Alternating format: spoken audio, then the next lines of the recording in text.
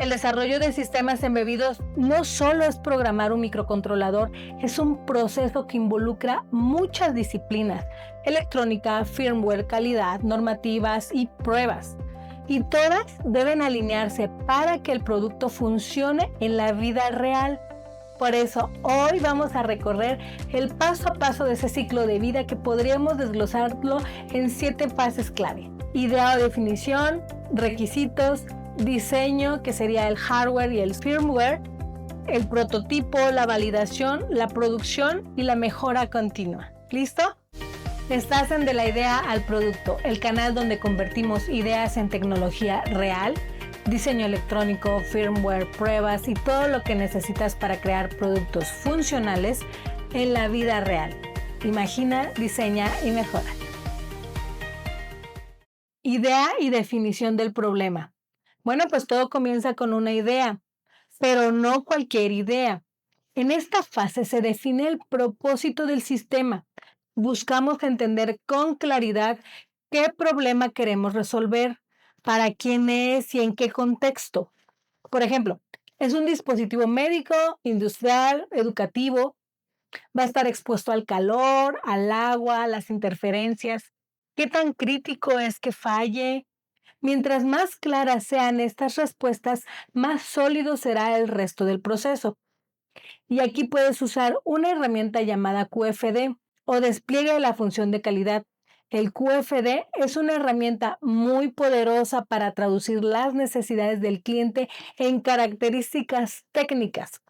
Lamentablemente, en proyectos pequeños o muy acelerados, muchas veces se deja fuera porque se percibe como algo complejo o porque simplemente se quiere pasar rápido a diseñar y probar. Pero incluso una versión simplificada del QFD puede ayudarte a tomar decisiones más claras desde el principio, y eso puede ahorrarte semanas de retrabajo más adelante. En otro video hablaremos más sobre el QFD en el desarrollo de sistemas embebidos. Por aquí te voy a dejar el link. Fase 2. Requisitos y especificaciones. Una idea, escúchame bien, una idea sin requisitos claros es una receta para fallar. Aquí se definen los requisitos funcionales, eléctricos, mecánicos, de interfaz y también los regulatorios o normativos. Mira, ¿recuerdas lo que vimos en la fase anterior? Todo lo que aprendimos sobre el QFD y cómo se prioriza. Bueno, entonces aquí es donde se convierte en una lista concreta de requisitos técnicos. Esta fase es la base sobre la cual se construye todo lo demás. Pero antes de pensar en qué componentes exactamente vas a usar, primero hay que responder preguntas clave como: ¿qué necesita medir o controlar el sistema? ¿Qué tan rápido debe responder? ¿Habrá interacción con el usuario, conectividad, restricciones de espacio, temperatura o energía? La verdad es que te tienes que hacer un sinnúmero de preguntas, y estas respuestas no solo guían el diseño, también previenen errores comunes como elegir un microcontrolador que después se queda corto de pines, memoria o periféricos. No sé si te ha pasado. Recuerda que un proyecto exitoso no solo se mide por si funciona, sino por qué también está alineado con lo que realmente se necesita. En la descripción te voy a dejar un link a un artículo con una lista de preguntas clave que te ayudarán a clarificar técnicamente de qué va el proyecto. Fase 3, diseño de hardware y firmware. Aquí empieza la magia técnica. Con los requisitos definidos, ahora sí empieza el diseño. Y aquí hablamos tanto del hardware como el firmware. En hardware diseñamos el esquema eléctrico, seleccionamos componentes pasivos y activos, diseñamos la PCB. En el firmware pensamos en la arquitectura de software. ¿Qué tareas hará el microcontrolador? ¿Qué interfaces necesitas? ¿Cómo se gestionarán las interrupciones, temporizadores, comunicación? Y déjame decirte algo, esta fase no es lineal. Muchas veces diseñamos, probamos en simulación y volvemos a ajustar. Es normal tener varias versiones de esquemas, varios bocetos de la PCB, del firmware en evolución. Entonces, incluso a veces usamos placas de desarrollo para validar funciones antes de mandar a fabricar un prototipo. La clave es diseñar, probar y mejorar. Ese es el ciclo. Lo importante aquí es tomar decisiones con base en los requisitos, no por impulso. Se necesita bajo consumo, entonces la selección de los componentes y el diseño del firmware deben tenerlo en cuenta desde el principio. ¿Se requerirá actualizar firmware en campo? Bueno, entonces tal vez te conviene considerar un bootloader. Un bootloader en esta etapa donde podrás descargar el firmware al prototipo. Entonces, todo esto forma parte de una buena arquitectura embebida. Mira, el diseño de hardware y de firmware es mucho más que conectar componentes o escribir código que funcione, ¿no?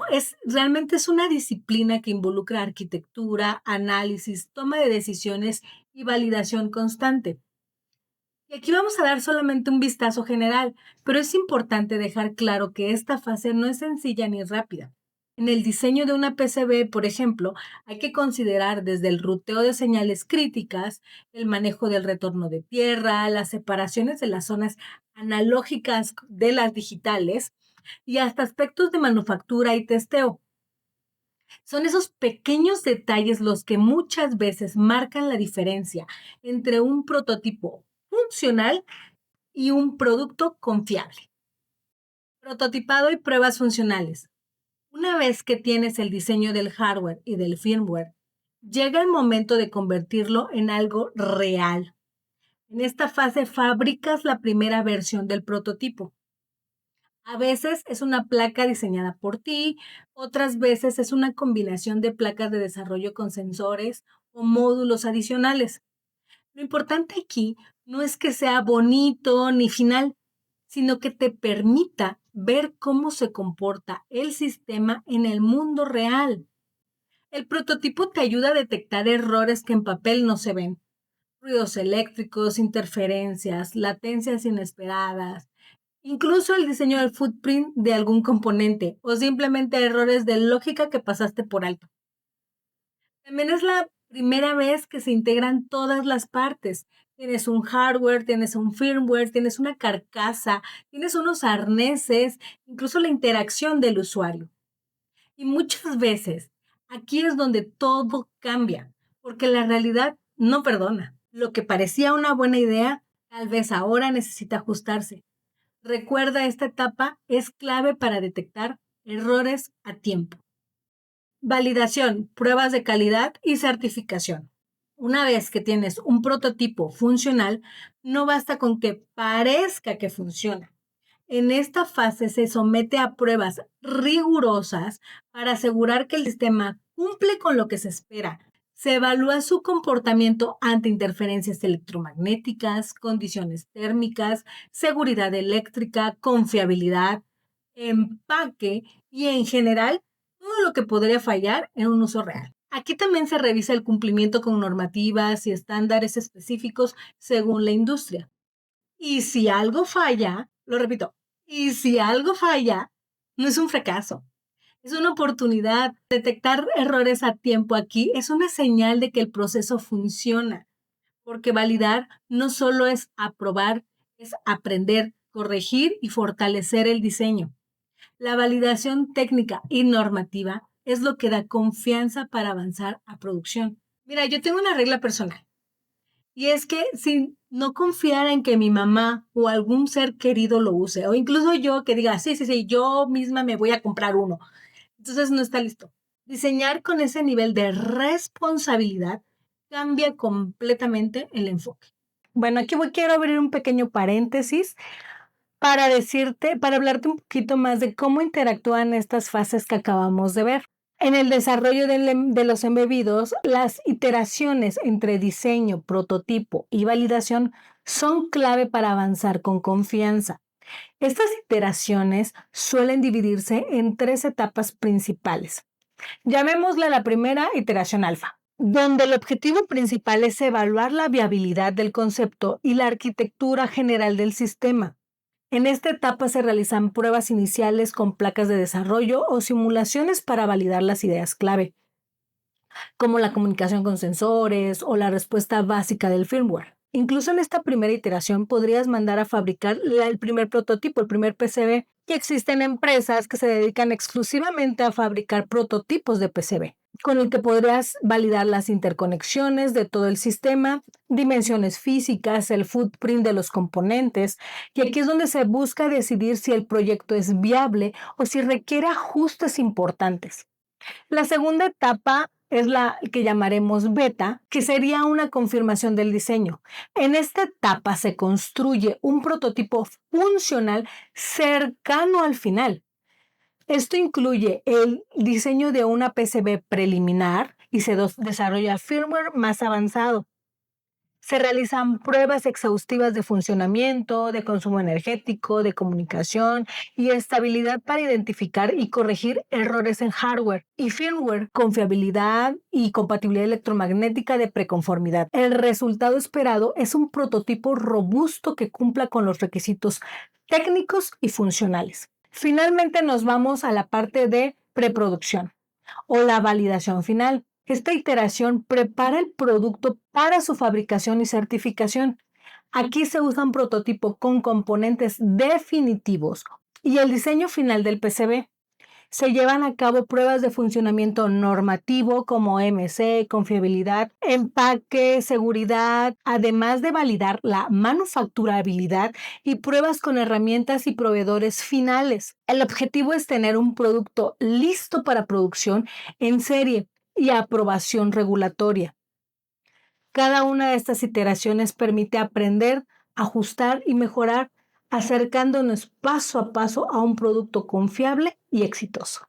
Producción y escalamiento. Llegar a producción es un gran logro, pero también es donde empieza una nueva responsabilidad. Aquí todo debe estar preparado para escalar, desde los archivos Gerber y la lista de materiales hasta las instrucciones de ensamblado, empaque y pruebas finales.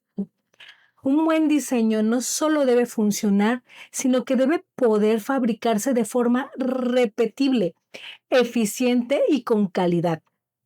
Por eso esta etapa requiere una documentación muy clara, esquemáticos finales, layout, firmware liberado y cualquier otro elemento que permita a un tercero fabricar e inspeccionar el producto sin errores. También se establecen controles de calidad, pruebas de línea, revisiones visuales, validaciones funcionales y trazabilidad del producto. Lo ideal es que el diseño haya sido pensado desde antes para facilitar todo esto. Soporte, mantenimiento y mejora continua. Aunque tu producto ya está en manos del cliente, el desarrollo embebido no termina. En esta fase entramos en la mejora continua. Aquí es donde el feedback real cobra vida. Comentarios del usuario, fallas en campo, oportunidades para optimizar el firmware o lanzar nuevas versiones. También es donde entra el soporte, por ejemplo, actualizaciones. Esto permite mejorar el producto incluso después de su entrega. Pero la mejora continua no siempre es visible para el cliente. A veces ocurre internamente, reduciendo costos de fabricación, mejorando el proceso de ensamble, automatizando pruebas o afinando el control de calidad. Cada producto que entregas es una fuente de información para el siguiente. Por eso las empresas más sólidas no solo diseñan, sino que escuchan, aprenden y mejoran. Si integras esta mentalidad desde el principio, vas a construir no solo productos, sino reputación. Aquí lo tienes, el ciclo completo del desarrollo embebido, desde que surge la necesidad hasta que el producto está en el mercado y sigue evolucionando. Cada fase, concepto, requisitos, diseño, prototipo, validación, producción y mejora continua, tiene su razón de ser. Saltarse una, ignorar los detalles o querer correr suele costar caro más adelante. Por eso cuando entiendes este ciclo como un todo, no solo haces productos que funcionan, haces productos que escalan, que son confiables y que puedes entregar con orgullo. Ahora vamos con los errores más comunes. Antes de cerrar, vale la pena repasar algunos errores que se repiten mucho, sobre todo en proyectos pequeños o con presión de tiempo. Uno de ellos es empezar sin requisitos claros. Saltarse esta etapa puede parecer que aceleras el proceso, pero en realidad solo estás adelantando los problemas. Otro error muy común es elegir el microcontrolador demasiado pronto, por ejemplo, sin haber refinado bien qué debe hacer el sistema. Esto suele llevar a limitaciones técnicas y a rediseños innecesarios. Y por último, producir sin validar. No, esto yo creo que es de los peores.